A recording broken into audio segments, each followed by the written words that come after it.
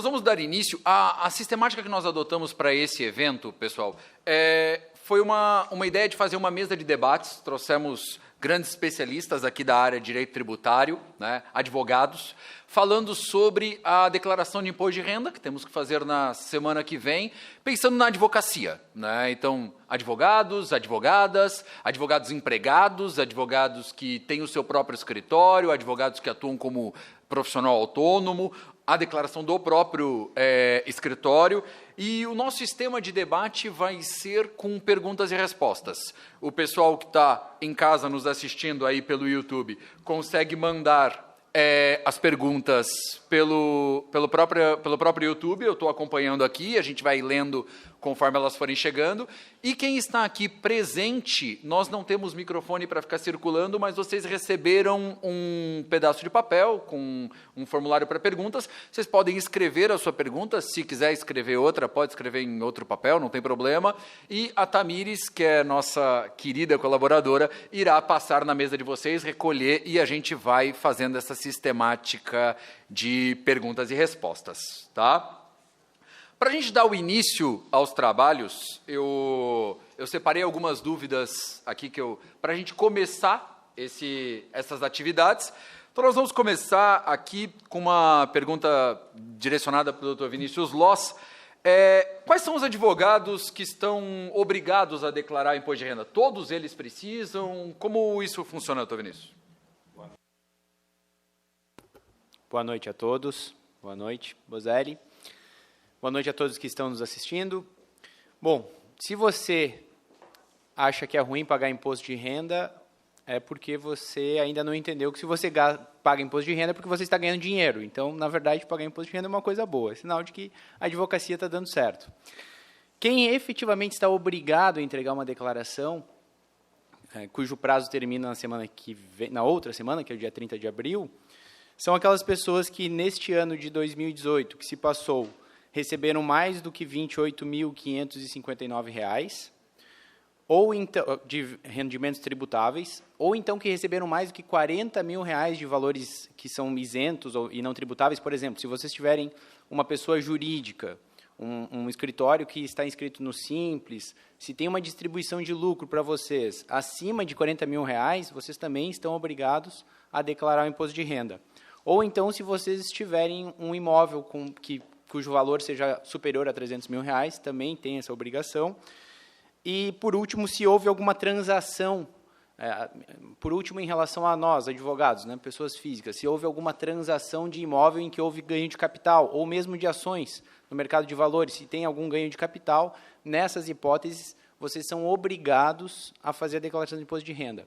Existe uma situação em que, digamos que vocês não tenham recebido mais do que R$ 28 mil de valores tributáveis, mas vocês receberam um alvará, por exemplo, um precatório, uma RPV na Justiça Federal, e aí teve uma retenção de imposto de renda, porque na fonte vai ter essa retenção de imposto de renda. Se vocês quiserem recuperar esse valor que foi retido lá na fonte, mesmo que vocês não tenham alcançado ali o limite para declarar, você precisa fazer a declaração de imposto de renda, porque senão você não consegue recuperar aquele valor que foi retido no momento em que você recebeu a RPV ou o precatório em seu nome. Tá? Então, são essas as pessoas, é mais ou menos esse espectro, e depois, com as perguntas, a gente desenvolve mais essa parte do assunto. Obrigado, doutor Vinícius. Apenas solicitando a todos que falem um pouquinho mais próximo do microfone para o pessoal que está em casa conseguir ouvir com mais clareza. Agora, passando para o outro convidado nosso, doutor Leandro. Leandro, como que o advogado autônomo ele deve fazer para fazer a sua declaração de imposto de renda? Onde que ele pode consultar essas informações?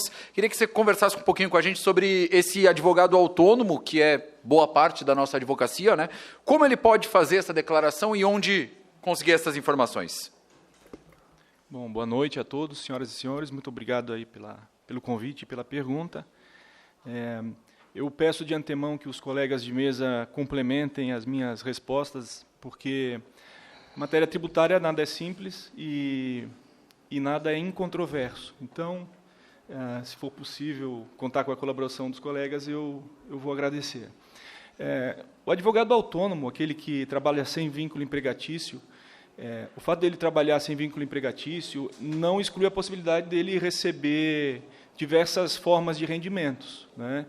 A forma mais comum de rendimentos recebida pelo profissional autônomo são rendimentos recebidos esporadicamente de pessoas físicas por serviços prestados fora do âmbito de uma relação empregatícia, né? Então, são os chamados rendimentos do trabalho não assalariado. O profissional que recebe esse tipo de rendimento, como esse tipo de rendimento não está sujeito à retenção na fonte, a pessoa física não é obrigada a reter imposto na fonte quando paga a outra pessoa física ou a uma pessoa jurídica, ele tem que prestar contas à Fazenda, à Receita Federal, mensalmente. De que modo? Ele precisa somar todos os seus rendimentos auferidos num determinado mês, preencher o que se convencionou chamar de carnê-leão, que está disponível num aplicativo que pode ser facilmente baixado no site da Receita Federal, e ele vai fazer o cálculo do imposto de renda incidente sobre esses rendimentos auferidos naquele mês, aplicando as alíquotas constantes na tabela progressiva do imposto de renda, a tabela mensal, né? Então, ele vai fazer esse pagamento, vai calcular o imposto de renda, vai fazer o pagamento, só que esse pagamento ele não é definitivo. Pode ser que, num determinado mês, ele aufira um valor mais alto de rendimento que não se mantenha uniforme ao longo dos outros meses. Então, nesse determinado mês, ele vai ter pago mais imposto do que seria devido pela renda oferida ao longo do ano inteiro.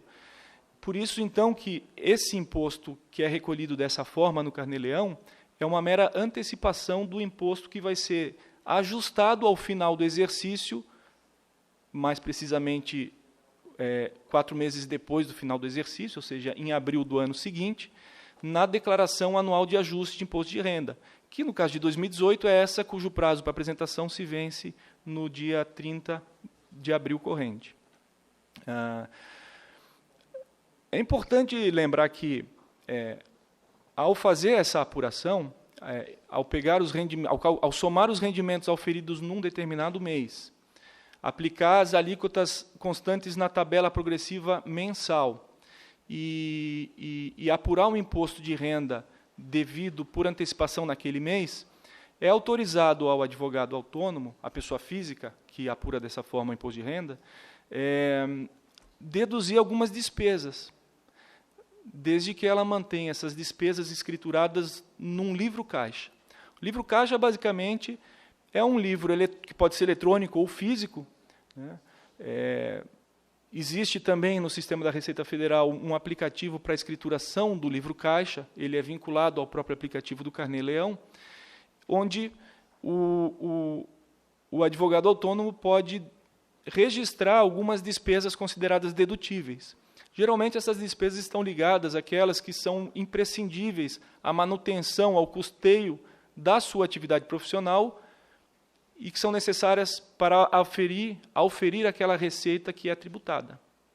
Então, são despesas como, no caso do advogado, o aluguel do escritório, condomínio, o telefone usado na atividade profissional, água, luz, energia elétrica.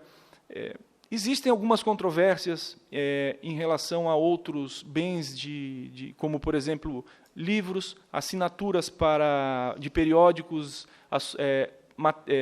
anuidade de associações científicas, associações de classe.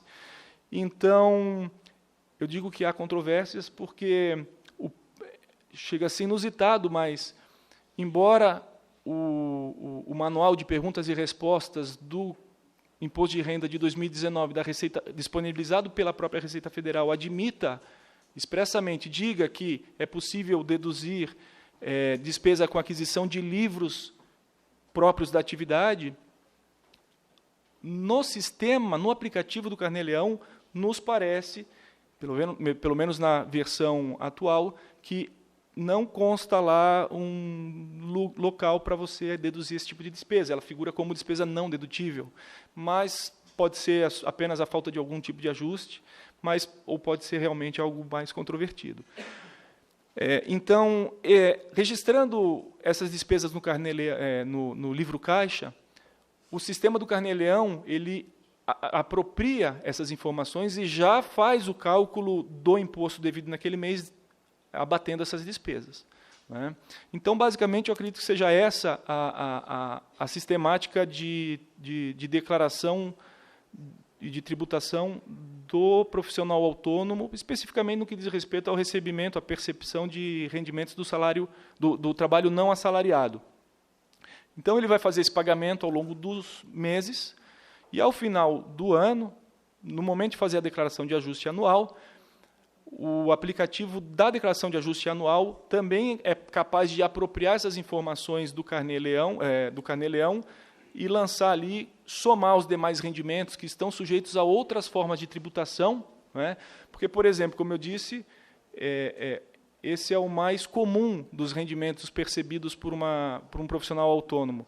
Mas o mesmo profissional que recebe de pessoas físicas pela prestação do seu trabalho não assalariado, ele também pode perceber no mesmo mês um valor de um precatório ou honorários de sucumbência a que a outra parte foi condenada a pagar a ele, e essas outras verbas estão sujeitas a outros regimes de tributação, quase todas a tributação na fonte, geralmente por antecipação. Então, também, no ajuste anual, é que o profissional autônomo vai prestar nessa declaração de ajuste, é por isso que chama de ajuste, as informações necessárias a congregar todos os rendimentos, todos os diversos tipos de rendimentos que ele recebeu durante o ano, cada qual sujeito aos seus diversos e respectivos regimes de tributação.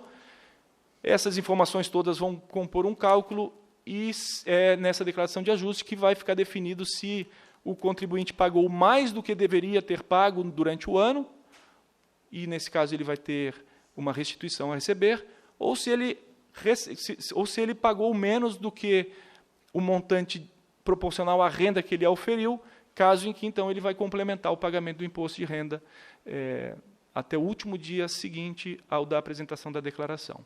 Então, acho que é bastante coisa, mas certamente vai estar sujeito aí a complementações, mas é basicamente isso, dessa forma que se dá a tributação do autônomo. Perfeito, Toleano, obrigado. Eu já até recebi uma pergunta, mas nós vamos continuar nessas perguntas introdutórias, depois a gente vai entrando para as perguntas, mas podem ir mandando que a gente vai organizando para fazer as perguntas. Doutora Suzana, na verdade agora uma pergunta sobre escritórios de advocacia, que é uma realidade também do nosso dia a dia, né? Eu tenho um escritório de advocacia, eu optei pelo simples, mas durante o ano eu verifiquei que a opção pelo lucro presumido me seria mais adequada, seria mais vantajosa. É possível fazer essa alteração do regime de tributação ou cancelamento do regime?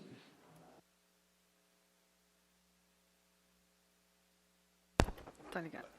Bem, boa noite a todos. Gostaria de agradecer aqui à ESA, a Comissão de Direito Tributário da OAB e a CAASC pelo convite e pela presença de todos que nos assistem aqui presencialmente e online também. Bom, vamos lá, né?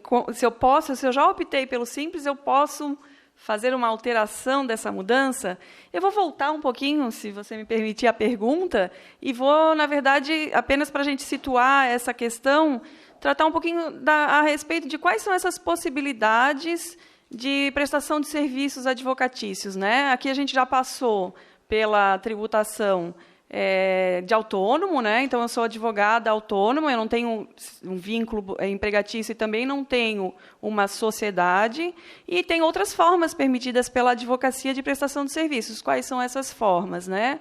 A primeira delas, então, já foi falada aqui, a prestação de serviços como autônomo, uma segunda também de pessoa física com vínculo empregatício, né, de outros escritórios, é permitido também. E aí a gente pode falar das pessoas jurídicas. Recentemente teve alteração, porque antes se discutia se a Eireli, né, era possível para a advocacia, hoje existe a figura da sociedade unipessoal, essa figura, então, em que um único advogado tem essa configuração de pessoa jurídica, que é permitido também, e temos as sociedades advocatícias pluripessoais, né, com vários sócios, é possível, então, empregados e assim por diante.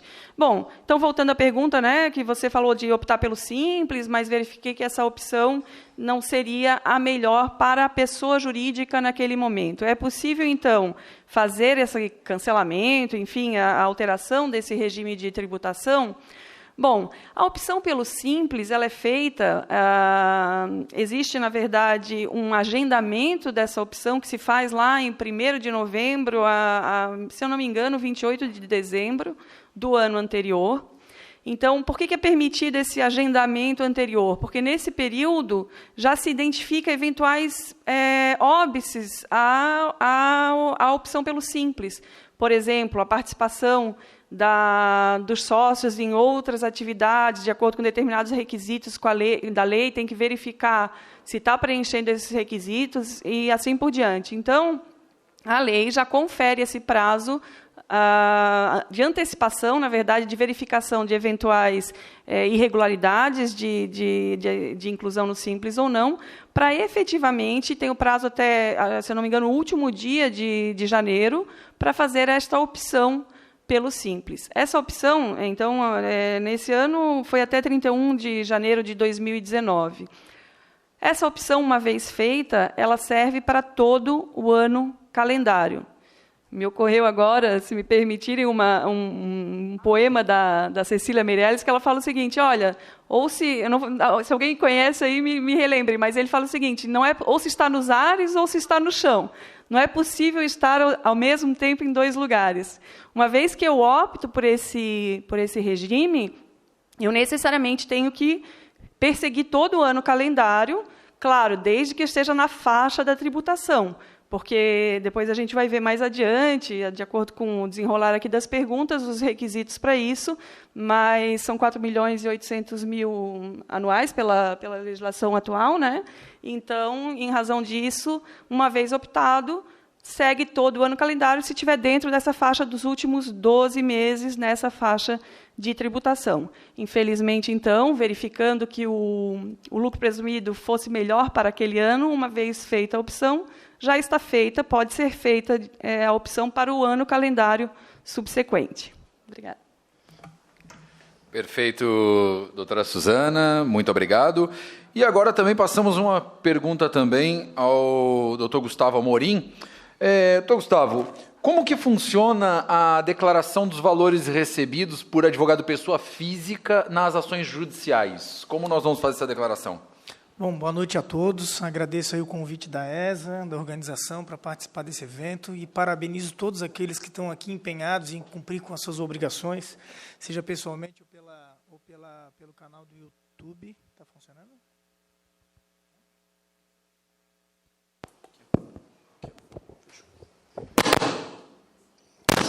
Seja pessoalmente ou através do canal do YouTube. A gente vai tratar bastante aqui das questões relativas ao imposto de renda da pessoa física, mas fiquem bem à vontade para questionar dessas outras questões relativas às pessoas jurídicas, como a doutora Suzana já mencionou. A gente trata com essas questões cotidianamente, na comissão, na nossa atividade, então fiquem bem à vontade, não tenha nenhuma pergunta que a gente não consiga tentar responder. Se a gente vai ter a resposta perfeita, aí é um pouco difícil mesmo, né? Matéria tributária, às vezes, é um pouco polêmica. Bom, em relação à pergunta especificamente, a tributação de uma pessoa física que recebe é um alvará judicial, o questionamento, né? Um alvará judicial, pessoa física. Então, a gente está falando de um regime de tributação de autônomo, então ele vai ter que lançar esse recebimento dentro do Carnê-Leão, relativamente àquele mês.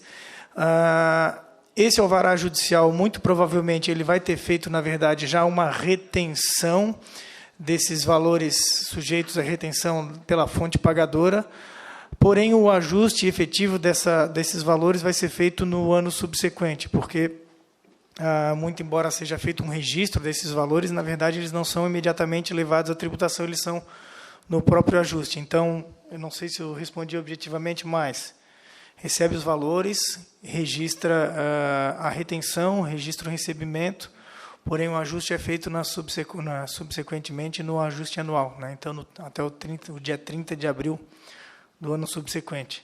Não sei se eu respondi a pergunta, eu acho que ficou claro. Todo mundo fica à vontade aí para complementar, pessoal. Isso aí. Bem nessa linha, Gustavo, nós temos uma pergunta aqui que já é aqui do nosso público aqui, e acho que é uma pergunta bem interessante porque nós passamos isso todo final de ano. A União pagou honorários sucumbenciais por RPV para mim em dezembro de 2018. Contudo, o alvará liberando o saque, consequentemente a quantia, só ficaram disponíveis em janeiro de 2019. Eu devo declarar isso como recebimento de 2018 ou 2019? E penso que na pergunta poderíamos também esticar e falar sobre honorários contratuais e outros tipos de honorários que acontecem nesse final de ano. Doutor Vinícius quer falar? Não, eu não quero falar, é só para ajudar. É que essa é uma que acontece bastante lá no escritório, quando a gente recebe esses RPVs. Então, esse é um caso que a RPV está ali disponível, você vai sacar só em janeiro. Quando aqui é o caso da União, então a Justiça Federal pode ser pago hoje tanto na Caixa Econômica quanto no Banco do Brasil. Se for em qualquer um dos dois, pouco importa, a data que efetivamente vai ser considerada como recebimento é a data em que você foi sacar no banco. Tá? Quem que fez a pergunta? É a data que você foi sacar no banco. Então, naquele momento, eles vão te dar o comprovante ali de pagamento e ali já vai constar os 3%. No caso da Justiça Federal, desconta já os 3%. Então, tu só vai declarar em 2020. Você sacou em janeiro de 2019, em janeiro de 2019, embora seja de dezembro de 2019. O que é diferente da questão dos honorários contratuais, pelo entendimento da Receita. Porque na ideia da Receita, o que de fato, o momento que você deveria tributar é o momento que você tem a disponibilidade jurídica daqueles honorários. Então, como você já teria a disponibilidade jurídica desses honorários em dezembro, em tese, tu precisas emitir a nota fiscal em dezembro mesmo. É um pouquinho diferente, porque daí o saque que faz a diferença, que a Caixa fez ali a retenção ao Banco do Brasil, e aí só vai para o ano seguinte. Tá? Obrigado, doutor Vinícius. Temos mais uma pergunta aqui. Doutora Suzane, o carnê-leão mensal, ele é obrigatório? Pode ser feito apenas ao final do ano? Tem que ser feito durante o ano? Como que ele funciona? Na verdade, ele é obrigatório. Então, supomos então um profissional autônomo, né? Ele tem que fazer esse recolhimento do carnê-leão mensalmente. Se ele não fizer esse recolhimento do carnê-leão, ao final, na declaração de ajuste, ele tem que recolher esse tributo com multa. Então, por isso a obrigatoriedade mensal, e ao final ele leva esses rendimentos para o ajuste anual. Então, ele vai fazer, naturalmente, a declaração de ajuste, mas a obrigatoriedade de pagamento é mensal via carnê-leão. Perfeito, Suzana, obrigado. E, doutor Leandro, o advogado pode receber via CNPJ, recebendo prolabore, lucros, e de forma autônoma? Como funciona com os livros caixa? Como funciona a tributação do advogado via CNPJ? Sim, o que vai estar sujeito ao carnê-leão são aqueles rendimentos do trabalho não assalariado que não tenham sofrido retenção, geralmente os que são pagos por pessoa física. Então, aquela prestação de serviço que o advogado faz a uma pessoa física qualquer, não através de seu escritório, mas de forma pessoal a ela, e pela qual ele receba honorários, esses honorários estarão sujeitos à declaração pelo carnê-leão. Isso não impede que ele tenha outras fontes de rendimento, como, inclusive, ser sócio de uma sociedade de advocacia ou uma sociedade qualquer. Nesse caso, os honorários que a sociedade receber quando, por intermédio dele, estiver prestando serviço a um cliente, serão tributados pela sociedade e o resultado poderá ser distribuído a ele enquanto sócio na forma como o contrato social estabelecer. Então, espero ter respondido a pergunta. É isso? Perfeito, muito obrigado, Leandro. Nós temos mais uma pergunta aqui, que na verdade, eu vou tomar a liberdade de fazer um mix de algumas perguntas, porque tem muita gente perguntando basicamente as mesmas coisas. Primeiro, registrar a presença do nosso ex-presidente Túlio Cavalazzi, que está nos assistindo lá de Lisboa e mandou um abraço aqui no YouTube, registrar essa distinta presença. Nós temos 3 perguntas aqui que giram em torno do mesmo tema. Quais despesas o advogado autônomo pode abater dos honorários recebidos no ano? E, continuando, equipamentos como computadores, impressoras, scanners podem ser deduzidos? E a outra pergunta, que é na mesma linha, quem trabalha em home office pode abater o seu condomínio, luz e aluguel no imposto? Então, quando nós temos um profissional autônomo, o que ele pode abater, o que ele não pode abater? Se a casa dele é o escritório dele, as despesas pessoais da sua casa podem ser abatidas? Quem quer responder? Se me permitirem, eu posso continuar, porque é um pouco relacionado ao tema a respeito do qual eu respondi primeiro. As perguntas são excelentes, são muito interessantes e contextualizadas, porque realmente todas essas hipóteses acontecem bastante, né? Então, eu vou responder pela ordem que eu me relembrar e mais qualquer coisa a gente volta à pergunta. A aquisição de bens que não sejam considerados de consumo, ou seja, aqueles bens que se incorporam ao patrimônio ou do advogado autônomo, como impressoras, como scanner, equipamentos que a legislação societária e a contabilidade chamam de ativo não circulante, esses bens, a aquisição deles não podem ser deduzidos como despesa. Também não podem ser deduzidos como despesa deslocamento, combustível, manutenção do veículo, ainda que o advogado utilize esse veículo para se locomover entre os clientes da sua casa, até do seu escritório até o estabelecimento do cliente, ou o fórum, esse tipo de coisa. Tá? Então, essas despesas, elas, lamentavelmente, não dão direito ao desconto, porque elas, na realidade, existe uma lógica por trás disso, não são propriamente despesas, são investimentos. Esses bens, eles se incorporam ao patrimônio de uma forma, se não definitiva, pelo menos ao longo de um bom tempo, eles ficam incorporados ao patrimônio, né? Só para explicar para vocês, a legislação societária e a contabilidade estabelecem que não é ativo circulante, portanto é ativo permanente, aquele bem que permaneça por mais do que um exercício fiscal no patrimônio. Então, são bens com uma vida útil um pouco mais extensa, que, portanto, não podem ser considerados despesas. A outra pergunta?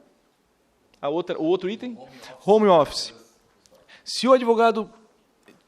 inclusive, essa pergunta consta respondida de forma expressa pela Receita Federal no caderno de perguntas e respostas. Se for possível segregar de forma objetiva o valor dessa despesa, né?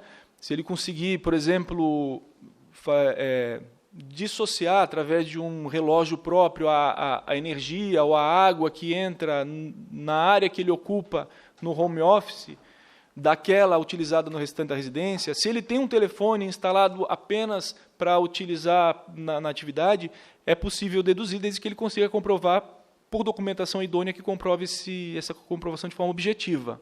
Se não for possível comprovar, mas se for possível comprovar que ele utilize o domicílio para essa atividade, a legislação presume que 1/5 ou a 5ª parte possa ser deduzida como despesa no livro caixa. Tem mais alguma? Então, basicamente, só para tentar complementar, se naquela residência tiver, vamos dar um exemplo, R$4.000 ou R$5.000 de despesas mensais com locação, água, luz, telefone, se tu tiveres como provar que é meio a meio a despesa do escritório, metade da casa, prevalece essa prova que o contribuinte tem. Se não conseguir comprovar, a legislação faz uma presunção, e que significa que pode usar esse 1/5, seria então, né, de 5.000 seria R$1.000 como despesa para jogar lá da dedução do livro caixa, né? Então, efetivamente é dedutível, né? Só tem que ver essa regrinha se vai ser pelo valor efetivo ou pelo presumido. Perfeito, obrigado, senhores. Nós temos uma outra pergunta aqui relacionada à questão do carnê-leão. Para fazer o Carnê-Leão, se a faixa de isenção considera o total recebido anual de aproximadamente 28 mil, como que eu vou saber se eu devo fazer o Carnê-Leão? Eu devo fazer todo mês, ainda que naquele mês eu tenha recebido menos do que a faixa de isenção? Como fazer o Carnê-Leão sem saber se eu ultrapassarei o limite de 28 mil anual? Quem quer responder? Bom, o Carnê-Leão, o Dr. Leandro já falou no início, ele é um adiantamento da tributação que você tem que pagar. Porque, na verdade, o fator, o período do imposto de renda, ele é de 1º de janeiro a 31 de dezembro. É essa a base de cálculo do nosso tributo. Então, ao longo do ano, que é também aquele exemplo que eu dei no começo, que eu falei, às vezes você não está obrigado, mas é interessante fazer a declaração de imposto de renda. Por exemplo, digamos que eu tenha recebido uma RPV aqui na Justiça Federal de 20 mil reais. Foi o meu único recebimento ao longo do ano, foram esses 20 mil reais. Eu não estaria obrigado a fazer a declaração de imposto de renda. Mas na hora que eu recebi essa RPV, eu vou ter um desconto de 3%, que é a retenção na fonte. Ou seja, vão me descontar R$600. Para eu recuperar esses R$600, eu vou precisar fazer a declaração do imposto de renda do ano seguinte, para eu conseguir com que a Receita devolva esses R$600. Porque os 20 mil, naquele mês, se a gente considerar mensalmente, inclusive 20 mil nem estaria nos 3%, estaria nos 27,5%, seria a maior alíquota. Só que, se eu considerar todos os meus rendimentos do ano, eu não atinjo a faixa de isenção. Portanto, a Receita vai me devolver esse valor quando eu fizer a declaração. Então, essa é uma hipótese que, mesmo eu não estando obrigado, seria interessante fazer. Então, o Carnê-Leão, você vai declarar. Em alguns meses, você vai adiantar o pagamento do tributo. Né? Então, você vai declarando mês a mês. Num mês, você pode ter que pagar tributo. E em um mês, você pode não ter tido rendimento nenhum. Você pode ter só prejuízo. E aí, dentro do próprio sisteminha do Carnê-Leão, até eu estava comentando com eles que agora eu já fazia um tempinho que eu não abria o Carnê-Leão, e agora tem a escrituração. Esse livro caixa está dentro do próprio Carnê-Leão. Se vocês entrarem lá no Carnê-Leão, dá para lançar as receitas, as despesas, tá bem completo mesmo. E ele já transporta a despesa para o mês seguinte. Então, por exemplo, se num mês eu tive os meus custos tenho 5 mil de custos naquele mês, de aluguel, condomínio, e não tive nenhuma receita. Né? Então, eu não vou pagar imposto naturalmente. E no mês seguinte, eu tenho 6 mil reais de receita. Só que ele traz a despesa do mês anterior. Então, você só vai pagar nesse caso também não pagaria porque estaria dentro da isenção, sobre os R$1.000. Isso o programinha da Receita já está fazendo. Que antes era uma coisa que a gente não conseguia fazer. Agora já é possível fazer dentro do próprio sistema do Carnê-Leão. Então, às vezes você vai ter que adiantar o tributo, mas agora tem essa vantagem de você conseguir transportar o prejuízo. Deixa eu até dar uma complementada. Talvez a maior dúvida de quem está fazendo o questionamento seja: será que eu consigo ficar livre do Carnê-Leão em determinado mês? Eu acredito que não. Vou explicar por quê. Porque, a rigor, se não tiver nenhuma receita naquele mês, a gente não teria por que fazer o Carnê-Leão, certo? Veja bem, se eu deixar de fazer esse Carnê-Leão nesse mês, eu vou deixar de jogar uma despesa, vou deixar de listar uma despesa, que lá no final do exercício, ela poderia ser utilizada para deduzir o meu imposto a recolher. Então, basicamente, é importante colocar todo mês, todas as 12 competências, as despesas. Por quê? Porque quando for fazer o cálculo final de ajuste, vai ter que considerar o total. Então, não apresentar eventualmente porque não teve receita num determinado mês, no fundo, vai te prejudicar mais adiante. Então, se tiver na atividade, fazendo um cálculo simples, não tem como deixar de apresentar esse Carnê-Leão. Até uma questão relevante é que o imposto de renda ele tem que ser entregue até o dia 30 de abril, né? Mas a verdade é que, no caso de, eventualmente, alguma incorreção, esse imposto que foi apresentado ele pode ser retificado. E essa retificação ela só vai ter algum tipo de penalidade se ela resultar em aumento de imposto. Isso porque, muitas vezes, a gente, enfim, tem uma informação, depois chega uma informação mais completa, às vezes a gente esquece mesmo, mas só para saber, essa informação é importante que seja entregue até a data do ajuste e, posteriormente, se tiver alguma correção, que seja feita. Né? Isso é uma situação que também é importante para ficar claro que ela é uma declaração definitiva, mas aquela que substitui, ela substitui por completo, né, a retificação. A gente já vai trazendo outros assuntos que eu acho que são importantes aí também para conhecimento. Só para a gente complementar, chegou uma pergunta aqui da internet, como está bem nesse tema, quanto que é pago no Carnê-Leão? Existe algum limite máximo ou limite mínimo no sistema do Carnê-Leão? Na verdade, não tem limite de pagamento, né? Na verdade, diz respeito ao saldo do resultado acumulado, né? Agora, acumulado daquele mês, então, daquele exercício. Então, se tiver um recebimento muito significativo, vamos pegar um exemplo, R$100 mil, aqueles R$100 mil vão ser considerados no resultado ocorrido até ali. E aí, esse resultado, se for positivo, provavelmente vai ser, se não tiver 100 mil de despesa, ele vai ter que ser levado à tributação. Então, não tem limite. Contudo, vale reiterar, não se trata de recolhimento definitivo, e sim de antecipações, 12 antecipações, até 12 antecipações, que vão ser consideradas na declaração final do exercício. Perfeito, Gustavo, perfeito, obrigado. Nós temos uma outra pergunta aqui, é uma pergunta que eu achei interessante, porque acontece bastante no escritório, que são a respeito dos honorários contratuais quando parcelado. Como que eu devo informar isso no imposto? Devemos informar essa declaração. Na hora de declarar, eu informo o único valor, eu informo mês a mês? Como que eu informo os honorários parcelados, os contratuais, obviamente?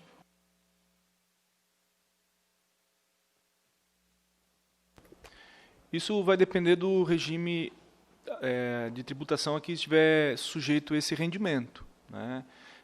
Se esse rendimento for recebido pela pessoa física e, portanto, é sujeito à apuração pelo Carnê-Leão, isso vai ser tributado à medida em que for sendo recebido. Me parece que no Simples Nacional é a mesma regra, né? Se for pessoa jurídica tributada pelo lucro presumido ou lucro real, o que vale é o regime de competência, ou seja, deve ser declarado e tributado no momento em que a pessoa jurídica ofere a disponibilidade econômica ou jurídica, né? Então, havendo a disponibilidade jurídica, porém ainda não econômica, isso já é passível de tributação. Esse será o entendimento da Receita Federal. Perfeito, Leandro, muito obrigado. Nós temos uma outra pergunta aqui que é um pouquinho mais longa, vamos lá. Recebi sucumbência em decorrência de um acordo homologado judicialmente. O depósito foi realizado diretamente na conta do meu escritório, mas pela outra parte. Devo declarar na nota fiscal o tomador dos serviços como meu cliente ou a outra parte que efetivamente pagou os honorários sucumbenciais? E no caso de declaração de pessoa física, quem deve constar como o tomador dos honorários sucumbenciais que são pagos diretamente ao advogado? Quem quer responder, por favor? Essa aqui dava para a gente fazer um evento bem longo para tratar dessa matéria. Vou chegar mais perto aqui a pedido da mesa, pessoal. Enfim, essa é uma dúvida que, na verdade, não está 100% resolvida, porque, sendo bem sincero, se a gente for ver as soluções de consulta da Receita, enfim, ainda hoje a gente estava discutindo esse assunto na própria comissão. Vou dar a minha opinião, que eu acho que está, nesse aspecto, relativamente tranquila. Se esse pagamento for ocorrer pelo contratante da parte adversa, ou seja, pela parte que perdeu, a gente está recebendo honorário de sucumbência da parte que perdeu, ou seja, não é o nosso cliente. Aí a Receita Federal entende que ele vai... Vejam só, tem que diferenciar bem a forma desse pagamento. A gente não está falando de um alvará judicial, a gente está falando de um acordo onde a outra parte, a parte que perdeu, vai depositar, vai fazer o pagamento, né, desses honorários. Nessa situação específica, se for uma pessoa jurídica sujeita ao Simples Nacional, se eu que estou recebendo tiver uma pessoa jurídica sujeita ao Simples Nacional, não vai ter retenção, porque o Simples não está sujeito a retenção.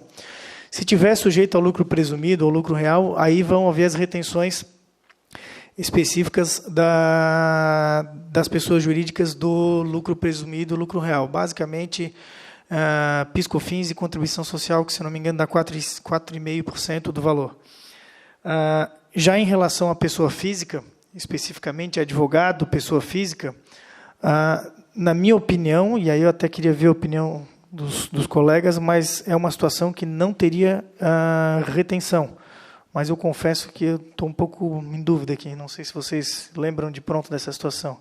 A dúvida que é pagamento de honorários de sucumbência, mas não feitos em processo judicial, feitos diretamente por um acordo que as partes fizeram. Né, para uma pessoa física, pessoa jurídica, para mim já está tranquilo.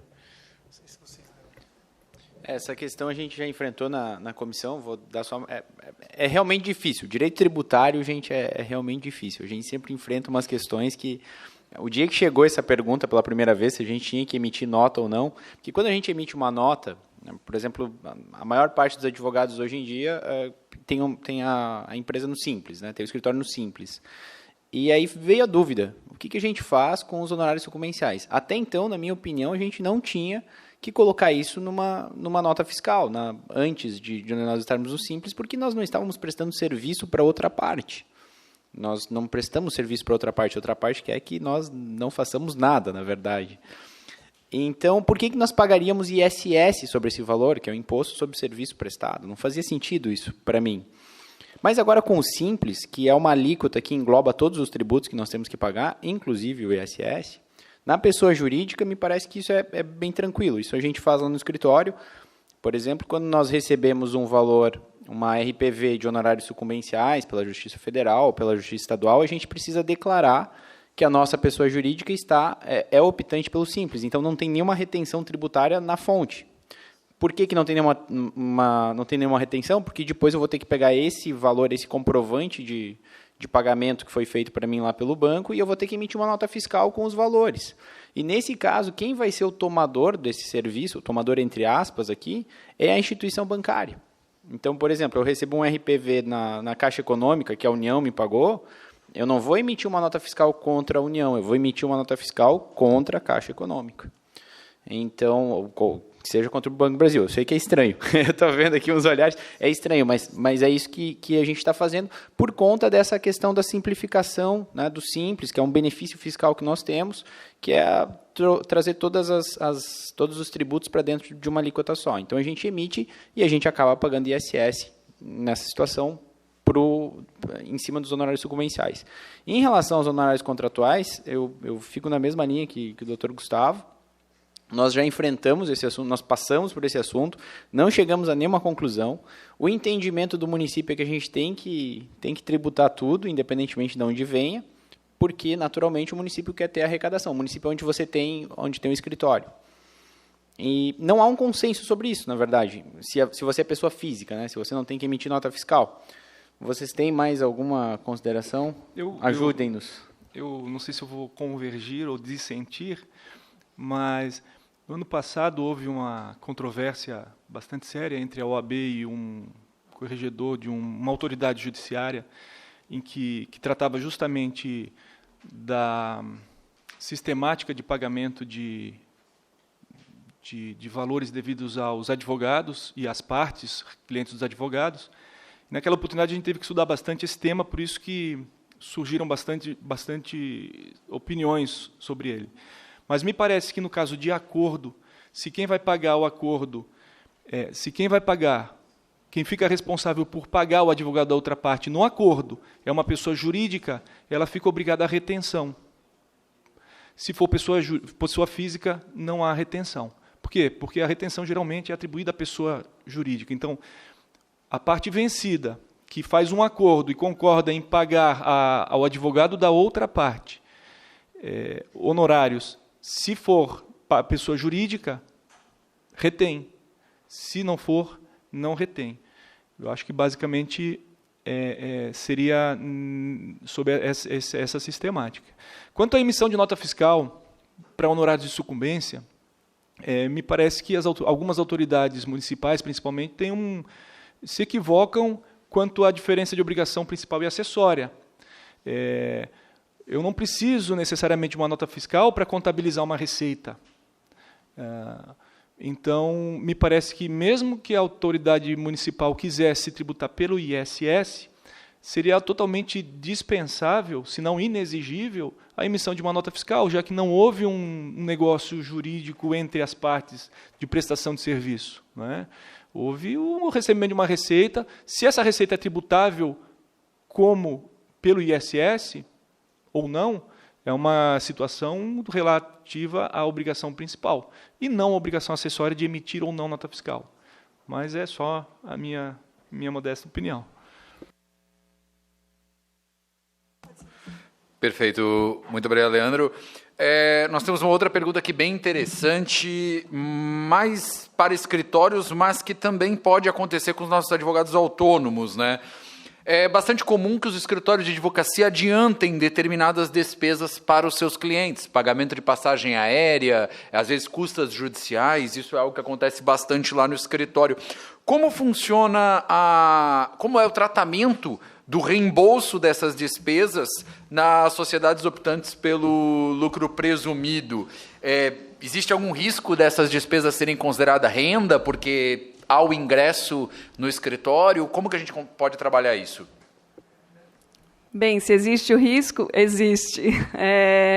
Como que funciona na prática, né? Na verdade, eu acho que isso todos aqui presentes, todos que nos assistem, já lidaram com essa situação, que é exatamente a gente adiantar, quantas vezes, né? Tem que entrar com mandado de segurança com uma ação judicial de urgência, vamos adiantar as custas iniciais e depois pedimos o reembolso para o cliente. Ou, temos que viajar, fazer uma sustentação oral para, né, numa outra cidade, vamos adiantar porque, enfim, ficou muito em cima, teve que ser de última hora e o escritório fez esse adiantamento. Isso é bastante comum no dia a dia de todos nós advogados. Como que acontece com essa situação? Geralmente, o tratamento dado é em relação à emissão de uma nota de despesa. Por que uma nota de despesa? Porque, na verdade, não decorre da prestação de serviços propriamente. Não é uma remuneração em princípio. Eu digo em princípio porque existe aí uma questão polêmica. Essa pergunta, enfim, é bastante polêmica. Em princípio, não existe qualquer prestação de serviços, é meramente um adiantamento dos valores que o escritório fez e vai ser reembolsado. Então, só situando, me parece que a pergunta foi em relação ao lucro presumido. Como é que funciona o lucro presumido, né? Só voltando aqui, já foi falado. A gente vai identificar quais são as receitas e vai colocar uma presunção de lucro de 32% sobre essas receitas. Nessa base de cálculo da soma das receitas, o valor das despesas, das despesas, digo, na verdade, do reembolso, em tese, não deveria entrar, ele não está decorrendo da prestação de serviços. Mas por que eu falei que essa questão é polêmica? Porque, na verdade, o CARF o Conselho Administrativo de Recursos Fiscais, tem dado decisões, inclusive não é unânime a esse respeito, mas que esse reembolso de despesas ele é passível de recolhimento de contribuição social sobre o lucro, imposto de renda, PIS e COFINS. Onde fica esse valor? Ou seja, quando você faz um contrato de honorários com o teu cliente, você imagina, você está tendo o valor dos honorários daquele serviço. Isso não estava previsto na contratação. Então, assim, até já vi alguns escritórios que acabam abrindo no contrato uma cláusula específica prevendo que, se essa hipótese ocorrer, será reembolsado o valor, inclusive, do tributo a ser pago pelo próprio cliente, porque não é algo criado, não é algo que acresce, digamos assim, ao patrimônio da pessoa jurídica. Não sei se mais alguém quer complementar aqui a resposta. Eu vou aproveitar para falar um pouquinho dessa decisão, porque ela foi bem polêmica e realmente foi um pouco preocupante. Foi uma decisão do CARF numa situação específica que não que é uma situação que está longe de ser ideal. Por quê? Porque naquele caso específico, até voltando só para ficar bem claro, a gente está falando de uma sociedade de advogados, pessoa jurídica, sujeita ao lucro presumido aqui, né? Naquele caso especificamente, aquela sociedade de advogados, quando ela fazia cobrança dos honorários, se não me falha a memória, ela cobrava, além do valor contratado relativo aos serviços, ela fazia cobrança de deslocamentos, recortes de jornais, se eu não me engano, tinha rateio de energia, rateio de telefone, rateio. O que aquele escritório fazia? Basicamente, ele rateava quase todos os custos ele rateava entre os clientes, na proporção dos clientes, e considerava que era como um escritório que praticamente não tivesse despesa. Então, foi um escritório que ele forçou demais, vamos chamar assim, abusou. E aí o CARF foi lá, em vez de analisar caso a caso o que daria direito a reembolso com tributação ou o que deveria ser considerado receita, ele olhou e disse, olha, isso é tudo tributável. Mas o caso mais clássico, né, Suzana, que a gente tem de que certeza absoluta que não é tributável, são os custos judiciais. Naquele caso, eles consideraram o reembolso de custos judiciais como receita sujeita à tributação. Absurdo, né? Isso aí não prevalece. Mas, então, essa decisão que gerou todo um rebuliço, uma preocupação, debatemos tudo na comissão, ela foi uma decisão que não foi dada num caso bom. Então, não dá para dizer que tem uma jurisprudência firme nesse sentido. Em sim, que há uma decisão meio perdida, vamos dizer assim, mas que a gente sempre fica preocupado, né? Acho que complementou, né? Exatamente. Eu acho que a questão que o Gustavo bem salientou aqui é em relação a custos versus despesas, né? O que acontece, assim, muitas vezes na prática, eu lembro que antigamente, lá na década de... Eu não vou falar aqui, mas antigamente, telefone era algo caro, absurdo, então se tinha ali separando os valores de conta telefônica para cobrar do cliente. Aí se pergunta, isso não é necessário para o exercício da atividade, ou seja, não é um custo próprio da atividade, então não é um reembolso de uma despesa, digamos assim.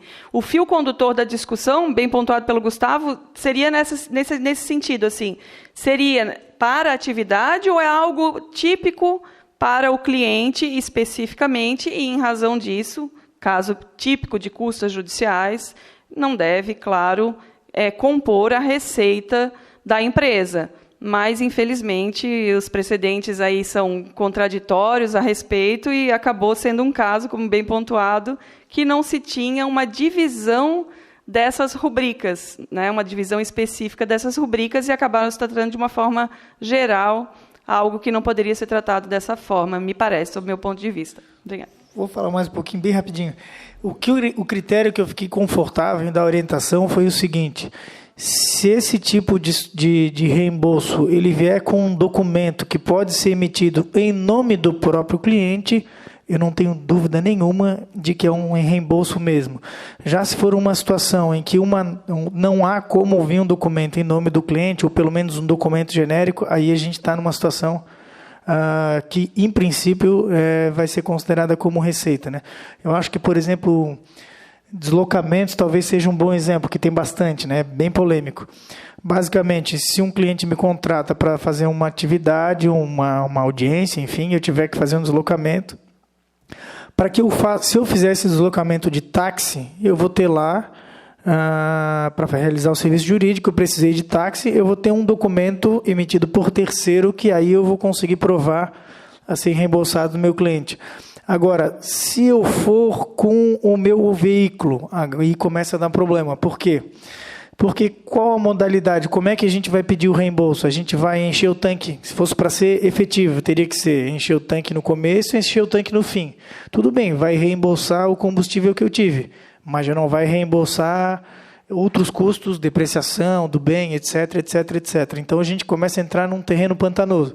Eu, particularmente, entendo que é muito mais simples, nesse caso, incluir esses valores dentro da nota fiscal de prestação de serviço. Então, se era R$1.000 o valor da audiência e teve um deslocamento, eu gastei R$300 de combustível, emite uma nota fiscal de R$1.100 e já considera dentro do custo, né? Acho que é mais ou menos uma sugestão até para fugir de uma polêmica com a Receita depois. Perfeito, obrigado, Gustavo. Nós estamos com uma outra dúvida aqui na internet, na verdade voltando um tema que a gente já conversou, mas que acho que é interessante até para ficar um pouquinho mais claro, que é quanto ao abatimento de despesas. O Rodrigo Kirst está perguntando, como nós falamos aqui da inviabilidade de abater as despesas de locomoção, se esse raciocínio se aplicaria também às despesas ligadas à internet. que está no... Bom, eu vou ler para vocês, essa é curta a lista do que está lá no Carnê-Leão hoje, das coisas que a Receita admite no Carnê-Leão, que nós possamos deduzir. Isso aqui não é pacífico, tá? Porque a própria Receita, no site, lá nas perguntas e respostas, a própria Receita menciona outras coisas. Mas hoje, se você quiser fazer a sua escrituração pelo próprio Carnê-Leão, você vai encontrar as seguintes possibilidades de dedução de despesas. O aluguel do escritório, a água do escritório, o condomínio do escritório, contribuições obrigatórias a entidades de classe, então, por exemplo, o que a gente paga de anuidade para a OAB, cópia e autenticação de documentos, emolumentos pagos a terceiros, aí aqui vem aquelas custas de tabelião, né? Quando o custo é nosso, naturalmente. Energia do escritório, gás do escritório, IPTU, ISS, material de conservação e limpeza, material de escritório, remuneração paga a terceiros com vínculo empregatício. Então, se você tem uma secretária, um estagiário, estagiário não, porque não tem um vínculo empregatício, então tem que ser só a secretária mesmo. E o telefone do escritório. Então, nesta lista fechada que hoje está lá no sistema, não teria internet, por exemplo. Tá? Mas nas perguntas e respostas, a Receita diz que a internet, o custo da internet é um valor dedutível. Até porque daria para a gente fazer uma analogia com o telefone, porque muitas vezes a gente paga a internet junto com o telefone. Então, ela poderia sim ser dedutível. E é isso. É só pensar, né? Hoje em dia, a prática da advocacia sem internet, ela se tornou impensável com peticionamento eletrônico, processo eletrônico e tudo mais.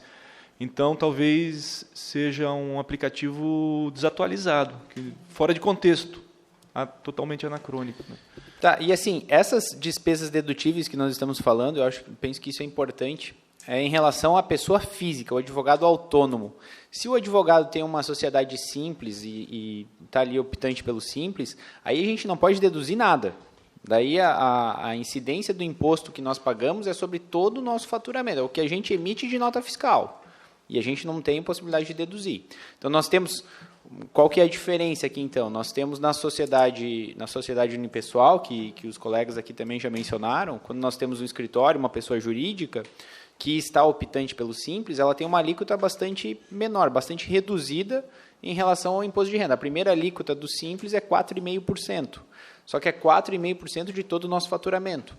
A pessoa física, nós podemos chegar até 27,5%, só que é 27,5% daqueles valores que são efetivamente receita, abatendo, então, essas deduções. Então, quando nós estamos no lucro presumido, a gente também não consegue deduzir, e aí a gente conseguiria deduzir de novo no lucro real.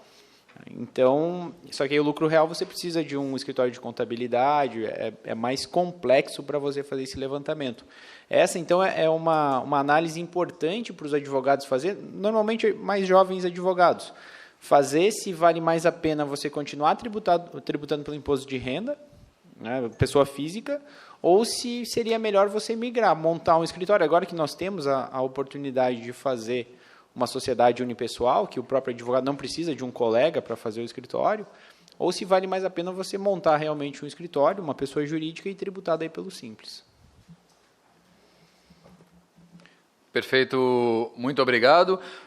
Mais uma pergunta aqui também, vindo da nossa audiência da internet, a respeito do Carnê-Leão, nos casos de alvará de RPV, em que há retenção do imposto na fonte. Mesmo nesses casos, é obrigado a fazer, é obrigado a pagar o Carnê-Leão, mesmo nos casos de retenção na fonte? O Carnê-Leão, a gente só consegue lançar os rendimentos que vieram de pessoa física. Nem tem campo lá no Carnê-Leão para vocês lançarem CNPJ. Então, só é possível ali o que vem de pessoa física. A retenção na fonte que acontece de pessoa jurídica, inclusive tem um campo separado. Quando a gente faz a declaração de imposto de renda, quando nós entramos lá no sistema, tem um campo que é os rendimentos recebidos de pessoa jurídica, e esse nós vamos informar de acordo com o que as pessoas jurídicas vão nos informar. Aliás, uma dica às vezes, para buscar essas informações da onde que foi pago, se nós entrarmos, a Receita tem um portal eletrônico que chama ECAC, Nós, com os nossos certificados digitais, obrigado, Gustavo. Com os nossos certificados digitais, nós podemos entrar lá no sistema e ali dentro do sistema tem informação de todas as pessoas jurídicas que fizeram um pagamento para nós e fizeram retenção na fonte. Então, se você vai lá dentro do ECAC, você não erra a sua declaração. Se nenhuma pessoa jurídica esqueceu de lançar, porque às vezes pode também ter essa falha de informação, mas se todas as pessoas jurídicas lançarem, você consegue pegar essa informação lá. Então, esses valores eles vão ser lançados na sua declaração de imposto de renda dentro da parte de rendimentos sujeitos à tributação recebidos de pessoa jurídica. E o Carnê-Leão vai no segundo, quando vocês abrirem o programinha, vocês conseguem ver, no segundo item lá tem rendimentos recebidos de pessoa física. E aí, esses, sim, a gente importa do Carnê-Leão. Tá? Então, a RPV ela vai em outro campo. Por favor. Aliás, só para reiterar a importância disso que o Vinícius acabou de falar, porque pelo ICAC a gente tem aí digamos que um livro sobre a nossa vida, né? Tem lá as informações a respeito de retenções, etc. Às vezes a gente recebe isso impresso, informe de rendimentos, de retenção na fonte, etc. A gente guarda isso, mas, enfim, pode perder, pode não estar ali para consulta. É algo que hoje advogado tem lá a assinatura digital, é fácil de entrar no ICAC. É um conselho aqui, acho que de todos nós, para todos que forem fazer a declaração, identificar lá quais foram essas retenções, porque, enfim, não tem erro. Como ele falou, se tiver, eventualmente, algum dado, alguma empresa que esqueceu de fazer isso, é uma outra questão. Mas, basicamente, se todos cumpriram as suas obrigações, essas informações são cruzadas e estão no ICAC.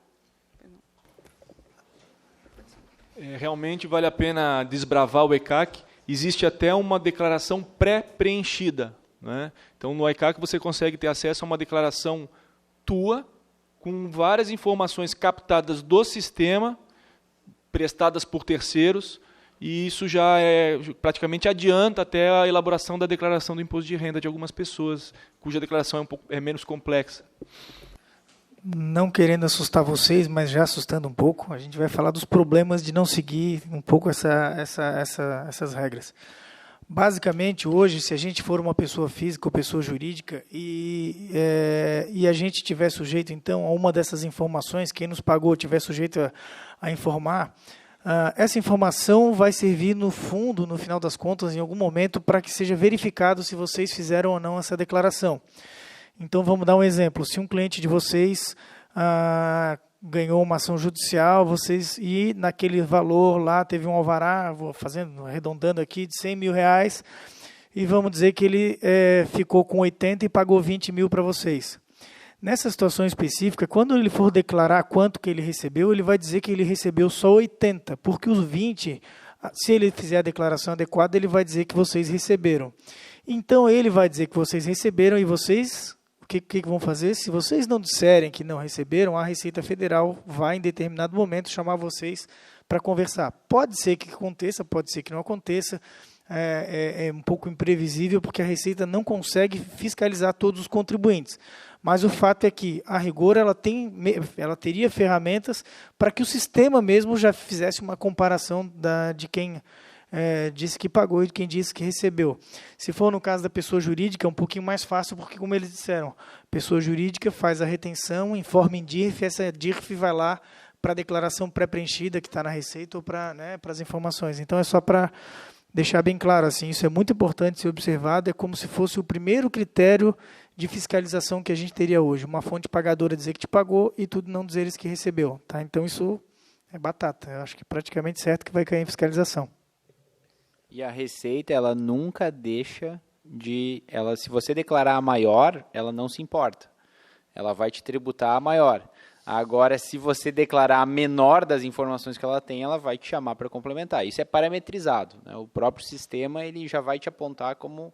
Nós temos 30 milhões de declarações no Brasil. Tá? Esse ano são esperadas 30 milhões de declarações de imposto de renda. Uma população de 200 milhões, são 30 milhões que precisam declarar. Então, naturalmente, os auditores não conseguem olhar todas as declarações. Então, o primeiro filtro que eles fazem é a parametrização, né, que são essas. É a pessoa jurídica que reteve, e aí vocês não informaram, e é a diferença de R$1. A diferença é de R$1, a malha vai te apontar, vai te colocar em malha para você explicar. Naturalmente, que quando a diferença é muito pequena, o auditor, aí quando vai para a malha, ele vai para uma fila diferente lá na Receita, o auditor olha, vê que às vezes é um valor muito insignificante, naturalmente que ele não vai intimar vocês e ele vai liberar a declaração.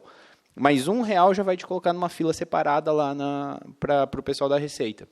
Mesma coisa nos gastos médicos. Se vocês forem lançar gastos médicos, precisa ser um recibo que apareça o CPF, ou o CPF do médico, ou o CNPJ da clínica, e o valor que fique bem delimitado quem que usufruiu daquele gasto médico, para que você possa declarar na sua declaração de ajuste anual. E também, se você errar por R$5 essa informação, também vai para a malha. Tá? A Receita ela até tem um critério, não sei se os colegas já passaram, eu acompanho bastante declaração de imposto de renda de pessoa física, mas ela tem um critério que até mais ou menos 20% do rendimento tributável da pessoa é mais ou menos, tá? Porque isso é parametrizado, não é exatamente. A Receita, e você lança isso como dedução, a Receita ela considera como isso aceitável. Se as deduções começam a ficar muito acima disso, aí é provável que você vá cair em malha, mesmo que as informações estejam corretas, porque daí a Receita vai querer dar uma olhadinha nos teus recibos para ver se é verdade que você efetivamente gastou o tanto que você está dizendo que gastou. Pegando o gancho para falar do ECAC, já que essa questão Receita, no final das contas, é bem importante. Com o certificado digital que todo mundo usa para fazer o peticionamento eletrônico, a gente consegue, com a mesma senha, entrar no ECAC. O ECAC é o site da Receita Federal, é um campo específico, onde a gente tem todas as informações relativas à nossa pessoa física. Então, colocando lá o CPF, entrando no ECAC, vocês vão conseguir ver todas as declarações que foram apresentadas, vocês vão conseguir ver se essa declaração ela foi processada ou se ela está na malha. Se ela está na malha, significa que vocês vão receber uma cartinha um pouco desagradável para fazer algum tipo de explicação. Mas então esse portal da Receita Federal, o ECAC, no fundo, ninguém para entrar, mas se entrar lá, como o Leandro disse, tem várias informações importantes, consegue tirar ali uma certidão de regularidade fiscal, enfim, é interessante dar uma passeada por lá, só para complementar. Já que estamos falando disso, lembrei de uma questão importante relacionada à dedutibilidade de despesas, que é o prazo para guarda desses documentos, né? A gente tem aí, na verdade, preenche todos esses requisitos, guarda os recibos, a Receita pode, por um período de 5 anos, fiscalizar. Então, guardar esse recibo por um período de 5 anos, e esse período de 5 anos tem polêmica também sobre de onde que começa a contagem, então a gente sugere aqui, imagino que todos, por uma questão de prudência, que sejam guardados por 6 anos. Tudo bem, vai ser um ano a mais, às vezes, mas ele abarca todas as hipóteses possíveis de contagem de decadência, então, para guardar esses documentos para eventual fiscalização. Suzana, prudência mesmo, guarda para sempre. Obrigado, colegas.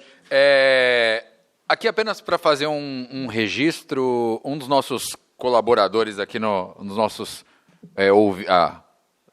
presentes aqui, espectadores da nossa TVESA, registrou, acredito que foi quando o Dr. Vinícius falou, ele falou que as empresas pelo lucro real precisariam de contador, e ele registrou que todos precisam, mas acho que o que o Dr. Vinícius quis dizer é que precisa de um sistema de contabilidade mais complexo. Obviamente que presumido, real, simples, todos vão precisar de contador, tendo escritório vai precisar de contador. Vou falar um pouquinho sobre essa questão do contador. Posso? Desculpa me meter, mas claro, a gente vai, vamos lá. A situação específica da contabilidade, o advogado, se ele tiver conhecimento, ele pode ele mesmo declarar o seu imposto de renda. Tranquilo, não é obrigado. Nem todo mundo tem conhecimento ou paciência, enfim, vai lá e pode contratar um contador que também vai ser muito bem assistido. Perfeito. Já se a gente falar de pessoa jurídica, aí a gente vai ter que estar atento, porque se ela estiver sujeita ao lucro real, obrigatório, contabilidade perfeita. Lucro presumido, a rigor, seria possível que a contabilidade não fosse tão detalhada.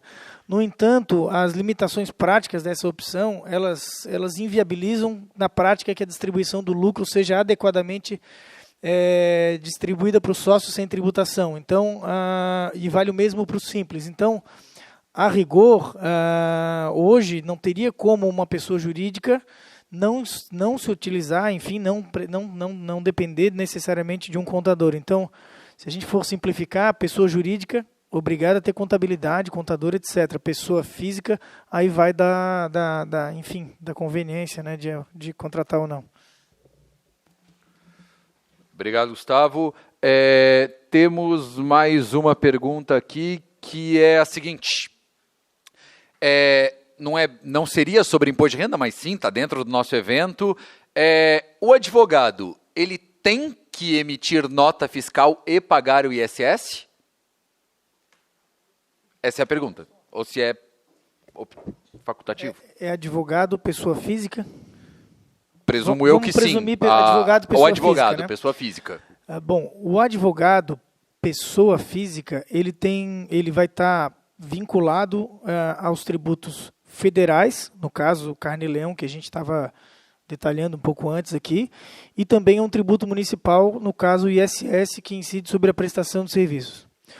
O ISS, especificamente, ele vai depender muito também da legislação do município, porque ele é devido no local onde o profissional está estabelecido. Então, a gente vai dar uma resposta que vai ser um pouquinho genérica, depende um pouco do município, mas eu vou dar uma regra geral. A regra geral é, se esse advogado, pessoa física, contribuinte, né, se ele tiver inscrito no município, regularmente inscrito, e tiver feito a opção pelo pagamento do ISS fixo anual.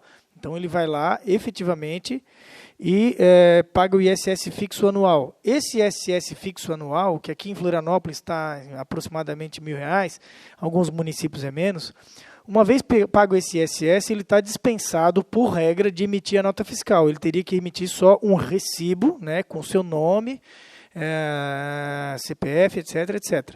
Agora, se esse advogado não tiver inscrito no município, ele não quiser pagar esse valor anual, aí ele vai estar obrigado a emitir uma nota fiscal avulsa, e aí sujeito a uma alíquota variável do ISS. Então, aqui em Florianópolis, se eu não me engano, é 5%, tem que ver a legislação do município, mas vai lá na prefeitura, vai pedir a emissão de uma nota fiscal avulsa, vai pegar aquela nota, vai entregar para o cliente, enfim, vai se sujeitar à tributação. Então, o que ele tem que começar a avaliar é o que a gente chama até de um certo planejamento tributário, e eu não sei se tem pergunta sobre isso, mas a gente já poderia entrar um pouquinho nesse assunto, de até onde vale a pena ele realizar essa atividade como pessoa física, livro caixa, ou como pessoa jurídica, aí lucro real, simples ou presumido. O que a gente pode adiantar, basicamente, é que não existe uma fórmula certa, existe uma noção geral de que, se existir uma lucratividade muito grande nessa atividade, é bem provável que vai valer a pena ele, por exemplo, estar dentro do simples. No entanto, essa escolha não é tão simples. No final das contas, o simples até a galera chama de complexo, porque no final o simples ele tem uma metodologia de alíquotas progressivas que vão de 4,5% até 15%, na verdade, uma alíquota nominal de 33%, mas efetiva de mais ou menos uns 15,75%, que varia de acordo com no final das contas, varia de acordo com o recebimento. Então, se a gente fosse fazer uma análise bem simplificada, a gente poderia considerar que o advogado deveria avaliar, então, se essa atividade dele, se ele não tem muitas despesas, se ele não tiver muitas despesas, ele vai pagar, pessoa física, né, vai pagar praticamente 27,5%, até 27,5%, no ajuste anual. Se ele tiver no simples, ele provavelmente vai ter uma economia significativa, porque ele vai pagar, em regra, 4,5% no começo, né, num exemplo de uma receita de R$15.000 mensais, ele pagaria 4,5% de tributação. é bem provável que vai valer muito mais a pena ele estar no Simples, então, do que na pessoa física.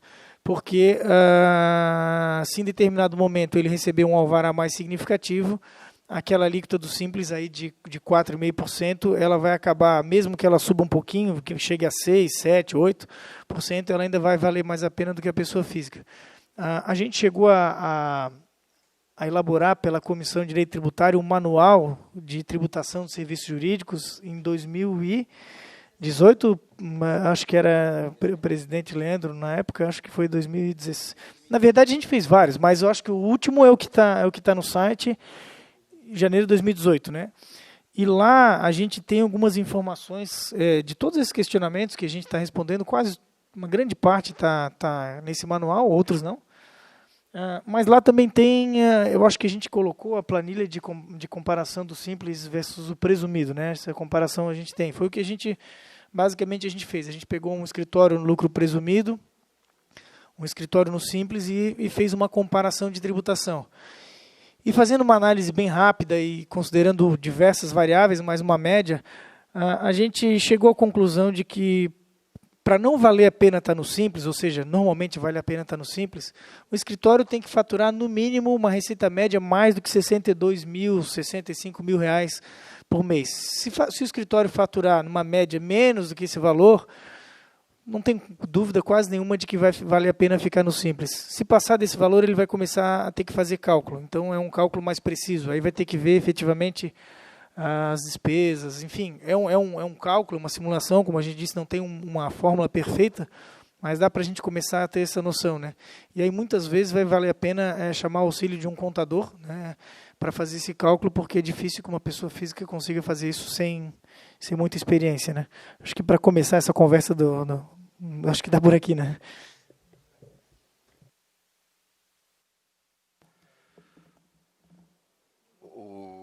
Vamos lá, nós temos mais uma pergunta aqui, que na verdade eu vou juntar duas perguntas que vieram da internet, que são do mesmo tema. A primeira pergunta, as duas são sobre a emissão de notas fiscais em RPV. A primeira é: declaro o valor originário com correção e juros ou apenas o valor originário puro? E a segunda é: quem é o tomador do serviço? É sempre o banco, Caixa Econômica Federal ou Banco do Brasil?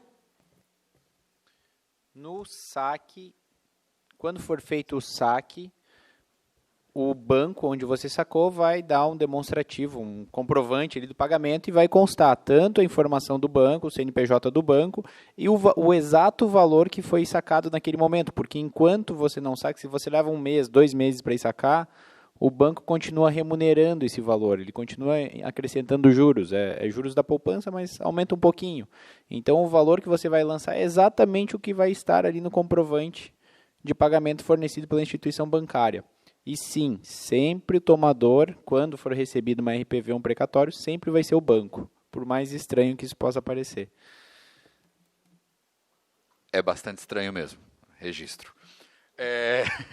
Nós temos mais uma aqui, que é uma pergunta bem interessante. Eu acho que quem fez a pergunta estava pensando na estrutura de uma pessoa física, mas é algo que acontece bastante também entre pessoas jurídicas. Como que nós fazemos quando há uma parceria entre 2 advogados ou 2 escritórios, em que uma parcela dos honorários vai para um advogado e uma parcela dos honorários vai para outro advogado ou para escritórios diferentes? Como funciona a emissão da nota fiscal? Quem emite? Emite para quem? Emite metade, metade? Como funciona essa emissão, essa declaração, essa emissão de nota fiscal em contratos de parceria entre 2 escritórios ou 2 advogados? Na verdade, desculpa, eu gostaria, na verdade, só apenas de complementar aquela questão anterior em relação à pergunta que fizeram em relação aos juros de mora. Essa pergunta ela é bem interessante, porque a questão relacionada aos juros de mora, ela é polêmica. O fisco entende, de fato, você pega lá o extrato dos valores, você declara a integralidade dos valores. E é assim que deve ser feito. Agora, o que eu gostaria, só para deixar pontuado aqui, é que há discussão a respeito, justamente quando a gente fala do conceito de renda, né? A gente está falando de imposto de renda. O que é a renda? A renda é a aquisição da disponibilidade, digamos assim, um acréscimo patrimonial dado um determinado período de tempo. Exemplo, 1º de janeiro, 31 de dezembro, se eu auferir renda naquele período. Quando a gente identifica juros moratórios, existe uma discussão que começou na doutrina e foi para a jurisprudência. O que seriam esses juros moratórios? Ele tá remunerando ou ele, na verdade, está indenizando uma mora? Já que eu poderia receber esse valor anteriormente, não fui eu que dei causa a essa demora, e é meramente uma reposição, digamos assim, é um valor em razão da demora do pagamento, né? Juros moratórios. Aí tem toda uma discussão que a Selic é correção monetária e mais juros, e aí a gente entra aqui e a gente vai ficar uma semana discutindo esse ponto. Mas eu gostaria só de pontuar que essa questão em relação aos juros, existe, de fato, discussão no Poder Judiciário. Salvo engano, começou lá numa reclamatória trabalhista que se chegou no STJ, teve um recurso repetitivo a respeito disso, e daí desdobrou a controvérsia, até hoje se discute esse ponto especificamente dos juros. Mas desculpa ter interrompido, voltando à questão anterior. Eu acredito que a pessoa que perguntou, ela perguntou em relação à atualização monetária na conta depois que já está paga, entende? Então, essa é a diferença. E em relação aos juros de mora, quando a gente está discutindo essa questão, nós precisamos fazer a ação, quando a gente não quer tributar os juros de mora, agora ainda tem o tema 808, que está sendo discutido lá no Supremo Tribunal Federal, se vai ser tributado ou não os juros de mora. Mas quando nós queremos discutir se a verba vai ser indenizatória ou não, além de nós propormos a ação discutindo o mérito, a gente também tem que pedir para que seja declarada essa isenção tributária em relação à parte que não deve ser tributada. Então, tem essa diferença. E quando a gente já ganha, por acaso, quando a gente já ganha, já vem lá no alvará, ele já vem separado o que é tributado e o que não é tributado. Exato, bem pontuado. Continuando as nossas atividades, na verdade, eu fiz uma pergunta, doutora Suzana voltou para a pergunta anterior, doutor Vinícius continuou na pergunta anterior e ninguém respondeu a pergunta da nossa espectadora, que agora eu também já esqueci. Era a seguinte pergunta. Ela sumiu. Alguém lembra qual era a pergunta? Obrigado. Quando temos parceria entre 2 advogados ou 2 escritórios de advocacia, como paga imposto de renda? Ou como paga imposto, né? Eu vou dar... Tá falando? Alô? Tá. Essa situação, ela merece bastante atenção. Eu vou dar a minha sugestão de o que é o ideal que deve ser feito. No contrato de honorários, o ideal, né? O ideal é aquilo para não ter nenhum tipo de discussão. No contrato de honorários tem que estar como contratadas as 2 pessoas, sejam 2 pessoas físicas ou 2 pessoas jurídicas, ou uma pessoa física ou jurídica. Eu estou falando do ideal. Ideal também é que essa pessoa tenha recebido a procuração junto com os demais ou que tenha subestabelecido. Ideal. Não significa que isso não seja totalmente superado, na minha opinião, mas a gente já começa a entrar no ramo da discussão. Então, o primeiro requisito, na minha opinião, é esse, que em atuação conjunta, o ideal é que os 2 trabalhem, sejam igualmente contratados, e aí, na hora do recebimento, aí é outra sugestão de ideal, o ideal é que cada qual já receba a sua parte. Mas a gente sabe que entre o mundo ideal e o mundo prático, muitas vezes há uma grande diferença. Então, a gente começa a entrar nos pormenores, né? Para fugir numa eventual situação onde, por exemplo, uma pessoa física ou jurídica recebe todos os valores e vai fazer posteriormente a divisão, o repasse, se não conseguir fazer o ideal, ela começa a correr um risco, porque no final das contas, a movimentação financeira que vai passar pela conta dela pode ser superior àquela que ela declara. Isso aí pode gerar algum tipo de critério para fiscalização. Então, se quiser fugir, a outra alternativa que a gente dá, essa aí acaba incidindo uma dupla tributação, mas seria aquele que recebeu os valores, que repassou os valores, né, tá, o contratado A e o contratado B. o A recebeu a integralidade e repassou uma parte para o B. O ideal seria que o B emitisse, então, uma nota fiscal contra o A. É ruim, isso incide em bitributação, porque, no final das contas, aquela parte já foi tributada. Mas isso é para fugir de qualquer discussão. Agora, a rigor, se tiver como provar que os dois foram contratados e que o serviço foi prestado pelos dois, se tiver uma situação fácil de comprovar, ele poderia fazer essa cada qual tributar os seus valores, mesmo que um receba e depois faça esse repasse.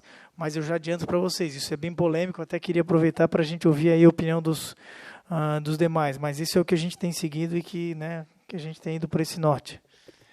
Quando a gente fala em planejamento tributário, e isso tem um pouco de planejamento tributário, planejar uma operação para que a incidência tributária sobre ela seja mais coerente, não seja maior, mas também não seja menor do que o efetivamente devido. Não existe solução pronta, não existe... Ninguém pode vender sapato aqui por tamanho. É necessário... a gente diz no nosso escritório que é um serviço de alfaiataria, feita sob medida para cada cliente. Geralmente, nesse tipo de situação, como o Gustavo mencionou, o ideal realmente é que o contrato já segregue as despesas, as receitas, ali os honorários, ou se não segregar, que pelo menos figurem os dois como contratantes e o contrato autorize essa segregação feita a posteriori de comum acordo por esses dois contratantes, que cada qual vai emitir a nota fiscal contra os dois contratados, cada qual vai emitir a nota fiscal contra o contratante na proporção do que ficar entre eles ajustado. Só uma observação, a própria Receita Federal, no que diz respeito à pessoa física que recebe trabalho não assalariado e está sujeita ao carnê-leão, ela dá uma outra sugestão. A pessoa física, nesse caso, pode pagar como despesa dedutível esse valor para o terceiro. O terceiro vai tributar, ela abate da sua receita. Então ele é tributado só uma vez, né? Isso está nas orientações da Receita Federal sobre o carnê-leão. Tem uma passagem que fala mais ou menos isso. Então isso mais ou menos neutraliza uma potencial bitributação que poderia haver nesse caso. A gente está esquecendo de uma questão importante aqui, que eu acabei de lembrar também. A questão da contribuição previdenciária. Nós falamos de todos os tributos e não falamos de contribuição previdenciária. Nós precisamos nos preocupar com a nossa aposentadoria também. Somos todos, mesmo os advogados individuais, somos todos contribuintes obrigatórios do INSS, da contribuição previdenciária, do INSS. Então, é importante que todos nós façamos o recolhimento previdenciário, de pelo menos sobre um salário mínimo. Então, até um salário mínimo, você vai ter que recolher 11% sobre um salário mínimo. Acima do salário mínimo, daí a alíquota já vai para 20%. Tá? Então, é uma alíquota alta, mas ela é necessária, porque se por acaso você cair na malha fina da Receita, depois que você fez a sua declaração e você não tiver nenhum comprovante de recolhimento da contribuição previdenciária, a Receita Federal vai cobrar vocês também para recolher a contribuição previdenciária do período, porque somos todos contribuintes obrigatórios. Queiramos ou não. Tá? Então, isso está lá na lei do INSS, é importante tomar conta disso. Em relação a quem tem escritório, na pessoa jurídica, nós temos que sempre estabelecer um prolabore. Então, além da distribuição de lucros, nós todos temos que ter um prolabore, e aí esse prolabore ele é descontado. Nós temos um desconto de 20% da cota patronal, que a gente chama, que é o que o escritório paga. Então, por exemplo, lá no escritório, nós temos um prolabore de R$1.000 cada um. Então, o escritório recolhe 20% sobre esse valor, são R$200, e a gente recolhe como nós mesmos, recolhendo mais R$80, que é mais 8%, porque R$1.000 está dentro da alíquota de 8%. Então, a gente recolhe, a gente deixa todo mês R$280 de contribuição previdenciária. E isso é importante. Se não tiver esse desconto na pessoa jurídica do prolabore, se não tiver esse lançamento, a Receita pode considerar que todas as distribuições de lucro que vocês fizeram, na verdade, não é distribuição de lucro, é rendimento de pessoa física. E aí eles vão cobrar o imposto de renda como se fosse pessoa física. Então, essa é uma informação importante que a gente já estava esquecendo aqui. Vinícius, bem nesse tema, eu estava até comentando aqui com a doutora Suzana para a gente complementar e acabou que você gerou o gancho para a nossa próxima pergunta. que é com relação à distribuição de lucro.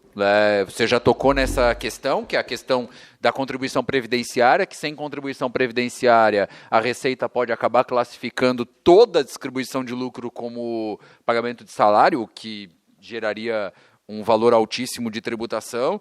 E aí a minha pergunta é, além dessa questão previdenciária, há algum outro requisito, alguma outra questão que a gente deve cumprir para fazer o pagamento isento de imposto de renda da distribuição de lucro da pessoa jurídica?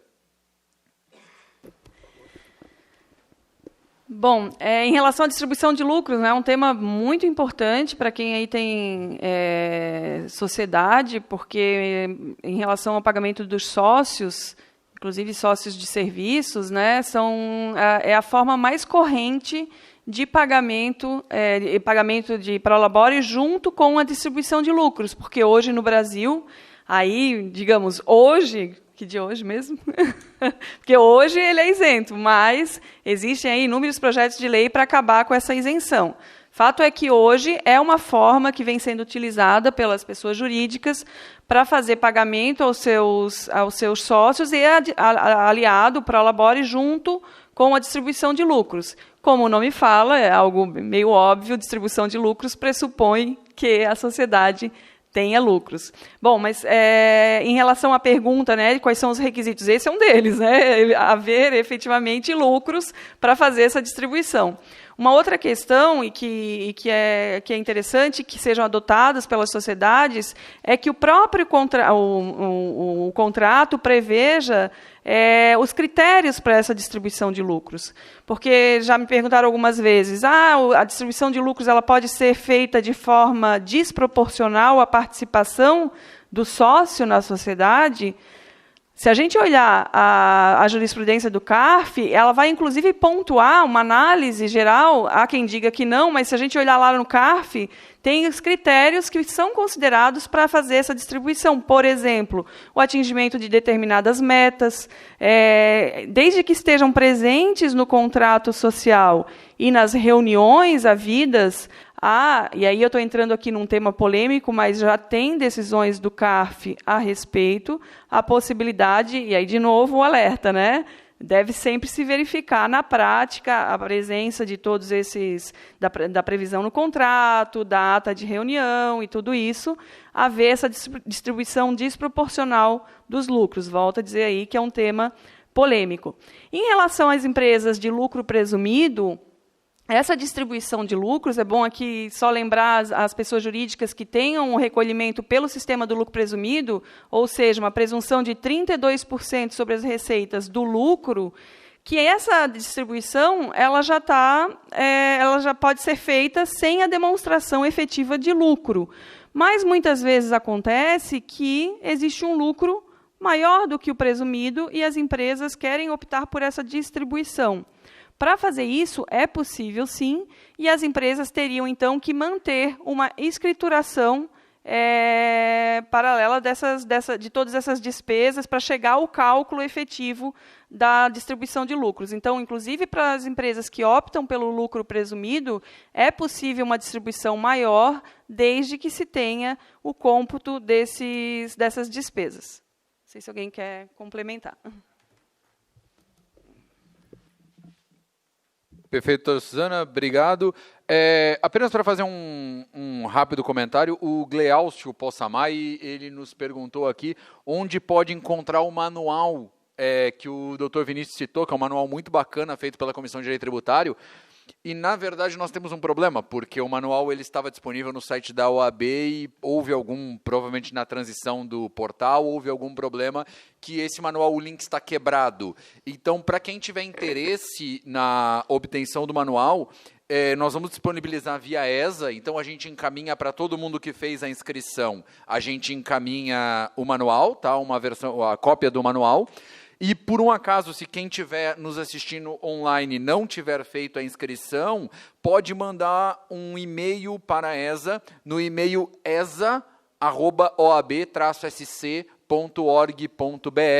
que aí a ESA, as nossas colaboradoras aqui da ESA, da Miris, encaminha o manual para vocês, e depois nós vamos pedir para que a OAB corrija o link lá que tá quebrado, e eu até acessei agora, ele não está, de fato não está acessível o manual da comissão, que é um excelente manual de tributação específico para escritórios e advogados. Amanhã já deve estar rodando. Hoje a gente foi dar uma conferida e aí o Vinícius levantou, olha, não está dando certo.